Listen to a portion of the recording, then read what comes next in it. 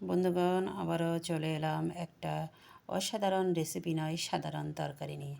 এখন আপনারা বলতে পারেন, আপু এই সাধারণ তরকারি আপনার দেখানোর কী দরকার বলেন তো? আমরা কি এটা রান্না করতে জানি না? জানেন, আপনারা রান্না করতে জানেন এবং আমিও জানি। তারপরেও মন চাইলো যে আপনাদের সাথে একটু শেয়ার মেয়ার করি, কারণ যদি একটু শেয়ার মেয়ার না করি তাহলে তো আবার আপনারা মাইন্ড করবেন, কি না কি বলে বসবেন যে মহিলা মনে ভাত তরকারি কিছুই রান্না করে না, আজকে যে কোনো তরকারির ভিডিও দিল না, তাহলে কি মহিলা কী দিয়ে ভাত খাইলো? সেজন্য নিয়ে আসলাম আর কি আপনাদের সামনে। যাই হোক, কিছু মনে করবেন না, আমাদের যা যা দরকার ছিল সব কিছু দিয়ে দিলাম। তারপরে এই যে তরকারিটা কষাই নিলাম। এখন বলতে পারেন যে আপনি তো প্রথমে মাছের মাথা দুইটা কষান নাই, পরে আপনার মাথা দুইটা কোত্থেকে আসলো? সরি, আমার মাথা না, মাছের মাথা। তো আসলে আমি ওই যে ভিডিও করতে করতে মাছের মাথা দুটো দিতে ভুলে গিয়েছিলাম, পরে আমি আবার দিয়ে দিলাম আর কি, তরকারির সাথে একসাথে কষাই ফেলছি।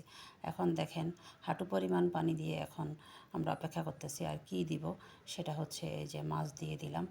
তারপরে মনে করেন যে একটু নাড়াচাড়া নাড়াচাড়া করে দিলাম। হ্যাঁ, তারপরে কি দিব, নাড়াচাড়া করার পরে টমেটো দিয়ে দিলাম। তারপরে যে কাঁচামরিচ দিয়ে দিলাম। তারপরে এই যে ঢাকনা দিয়ে দিলাম।